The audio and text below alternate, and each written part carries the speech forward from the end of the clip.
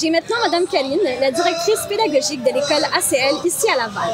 Merci beaucoup Madame Karine de nous accorder de votre temps aujourd'hui. Ça me fait plaisir. Comme j'ai dit, vous êtes la directrice pédagogique à l'école ACL et vous jouez un grand rôle dans la formation des élèves ici à Montréal. Donc, j'ai plusieurs questions pour vous. Ahlan, sahlan. Tout d'abord, parlez-moi de ce qui vous a amené à travailler à l'école ACL et parlez-moi un peu de votre parcours.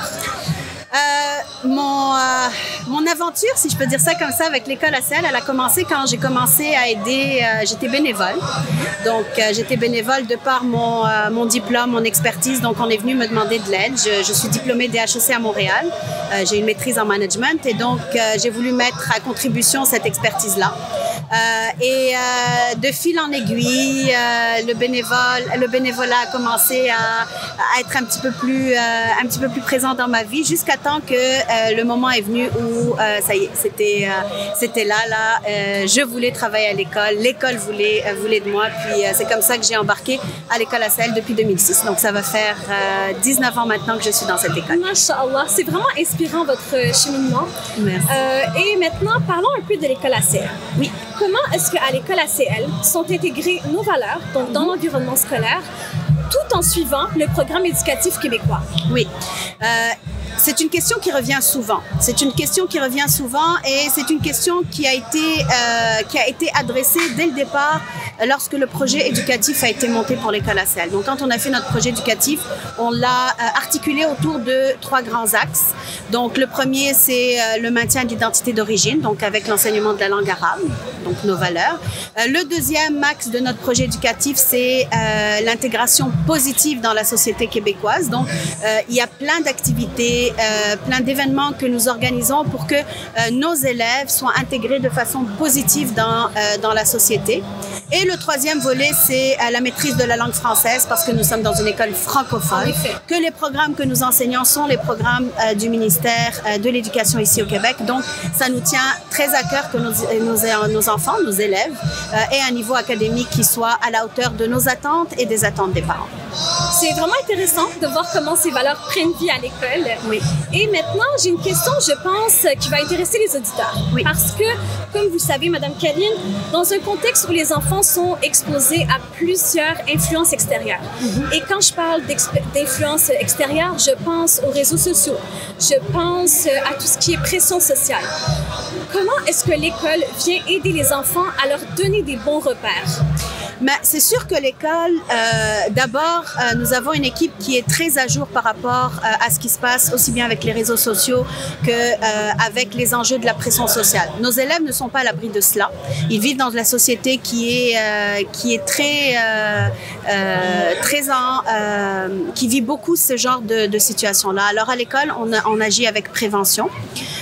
Donc on essaye d'attirer l'attention des enfants, les mettre en garde, les aider à se protéger contre les dangers des réseaux sociaux à travers des assemblées générales, à travers des conférences, beaucoup de prévention. Oui, on fait beaucoup de prévention, de la formation dans les classes. On utilise certains programmes qui sont montés ici au Québec justement pour adresser ce genre d'enjeux. Et il y a un autre volet aussi qu'on a vite compris, c'est d'agir en prévention en allant chercher les parents. C'est-à-dire aller chercher les parents, c'est de les former à eux aussi. C'est pas tout le monde parmi les parents qui sont conscients des dangers des réseaux sociaux. Ou qui ont les outils pour intervenir. Exactement. Puis pour beaucoup d'entre eux, tant que l'enfant est à la maison, qui n'est pas sorti à l'extérieur, il ne va pas être exposé à ces problèmes-là. Mais on n'est plus dans cette société-là. Avant, quand j'avais leur âge à nos élèves, c'est sûr que pour qu'un enfant vive certaines situations désagréables ou certains enjeux, il fallait qu'il sorte de la maison. Okay?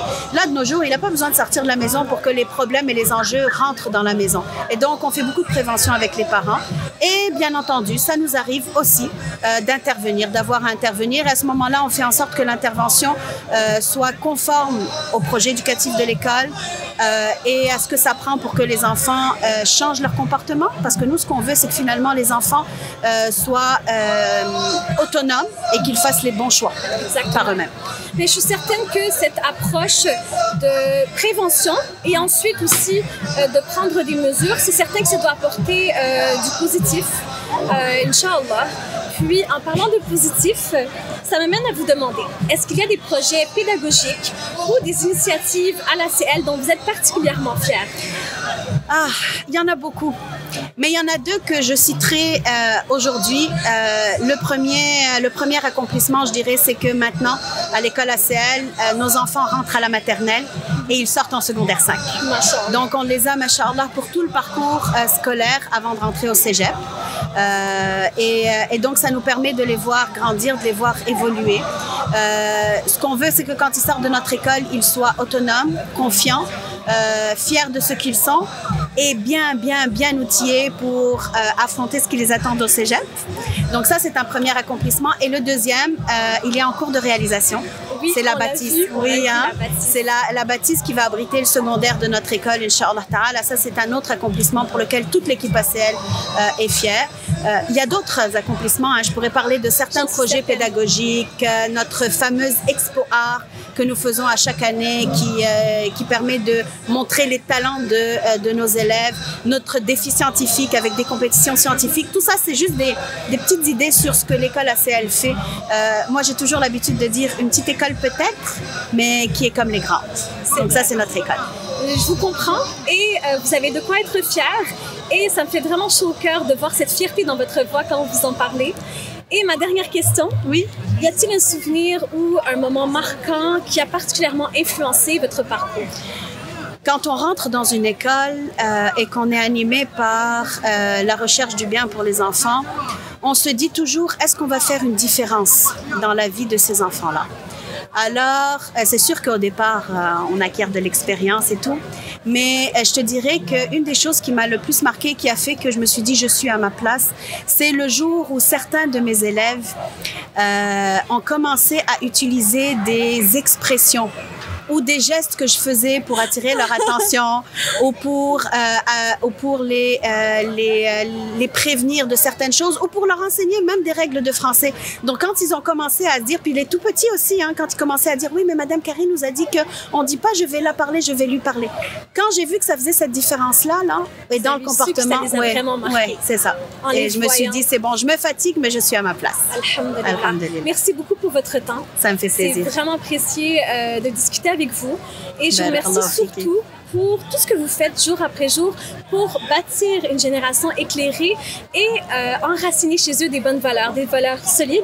Donc, je vous souhaite à vous beaucoup de succès ainsi qu'à toute l'équipe de l'école ACL. Barakallahu fiki. À moi de vous remercier, à remercier la communauté de la confiance qu'ils font quand ils nous confient leurs enfants. Merci beaucoup et Mawlid Moubarak. Mawlid Moubarak, Farah. Bon festival. Merci à toi aussi. Madame Karine. Merci.